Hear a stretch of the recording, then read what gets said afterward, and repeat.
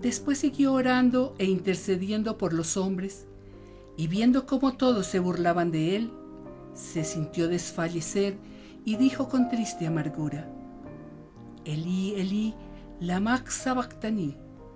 Dios mío, ¿por qué me has desamparado?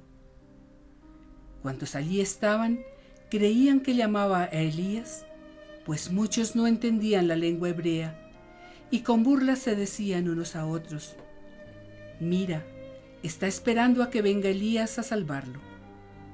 Torpes y en extremo ignorantes eran aquellos hombres que vivían en tinieblas, aún teniendo frente a ellos la luz del mundo. El divino Salvador se ve abandonado, desamparado de todos los que ama, de todos aquellos que habían sido sus discípulos y le habían amado. ¿Dónde estaban ahora? Heriré al pastor y las ovejas se dispersarán. Por eso Jesús se lamenta y clama al cielo. En su soledad se ve abandonado de Dios. Su humanidad santísima sufre en su carne todas las soledades ajenas, las tristes y desgarradoras soledades de muchos hombres, y éstas acrecentaban su dolor en grado sumo. Jesús sufre también por aquellos cuyos nombres recuerda con dolor.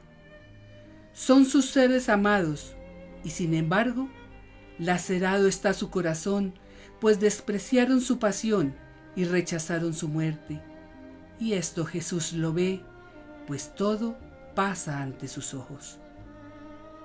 El Padre guarda silencio y contempla el acerbo dolor de su Hijo, que sufre en su preciosísimo cuerpo la barbarie de los hombres. Pero como debía cumplirse todo cuanto sobre él se había profetizado, el Padre dejó que Jesucristo bebiera el cáliz del dolor hasta apurarlo, de forma que en el cuerpo de Jesús no había parte ilesa. Yo soy un gusano, no un hombre. El oprobio de las gentes y la burla del pueblo. Por el misterio de la unión hipostática, la divinidad y la humanidad de Jesús no se pueden disociar, ni siquiera por un solo instante. Y dado que las tres divinas personas son inseparables entre sí, el Padre permanece íntimamente unido a su Hijo Jesucristo. ¿Por qué dijo Jesús que estaba desamparado? Verdaderamente Jesús, hombre Dios, sintió en su naturaleza humana grandes desamparos, sobre todo de aquellos que él más amaba. Esto le contristaba el alma y le hacía sufrir cruelmente. Sin embargo, todo cuanto el Señor padeció fue provechoso para el mundo. Jesús sintió en su alma el desamparo de Dios, un desamparo aparente, no real. El hombre cuando sufre, siente el mismo desamparo y grita en su aflicción: Dios mío, ¿por qué me has desamparado? Y lo mismo que aconteció al divino Salvador, sucede al hombre que, aunque lo parezca, nunca está solo ni abandonado de Dios. Y cuando cree que más lejos se encuentra de Él, más presente se hace en su vida. Los hombres habrán de pasar por duras pruebas, dolores, humillaciones y sufrimientos, sequedad de espíritu y oscuridad del alma. Camino de la amargura donde queda atrapado, quedará sin saber qué hacer.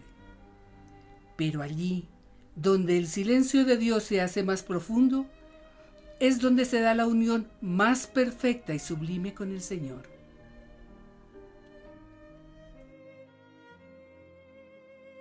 A la agonía de la Iglesia la llamo silenciosa, porque muy pocos se atreven a gritar el dolor contenido en su espíritu. Un grito que es la expresión de un sufrimiento soportado en silencio durante muchos años, pero que es real y que podría considerarse como un holocausto permanente. ¿Cuándo empezó este calvario? Cuando los hombres, acomodados al espíritu del mundo, buscaron más su gloria que la gloria de Dios. Entonces los enemigos de Dios, de Cristo y del Evangelio, aprovecharon la ocasión propicia y en nombre del racionalismo sofocaron al espíritu. Y en nombre del modernismo farisaico, cambiaron la verdad por la mentira. Y fueron suprimiendo normas con el pretexto de aligerar las cargas pesadas, introduciendo otras de más pesadez e intransigencia que las anteriores. Y como no conducen a la verdad, no hacen del hombre un ser libre, sino un esclavo, porque todo pecado es una esclavitud. Y no solo ofenden a Dios los que enseñan errores y expanden herejías, los que corrompen la palabra y adulteran la doctrina, los que por agradar a los hombres han hecho del Evangelio un precepto humano, olvidando el mandato del Señor Jesús, sino que ofenden sobre todo a Dios aquellos que, teniendo autoridad para corregir los errores, callan y con su silencio otorgan, haciéndose así cómplices de la maldad. Ciertamente, es difícil para el hombre mantenerse en virtud y guardar fidelidad a Dios, rodeado de tantos enemigos, asediado por las fuerzas del mal. Es difícil, pero no imposible. Te basta mi gracia para vencer. Estas palabras muchas veces se repiten y unos y otros las llevan en sus labios. Pero por lo que estoy viendo, en muchos corazones son solo palabras. Y como no tiene espíritu, no produce fruto. ¿Cómo puede vencer el pecado el hombre que libremente se pone en peligro de pecar?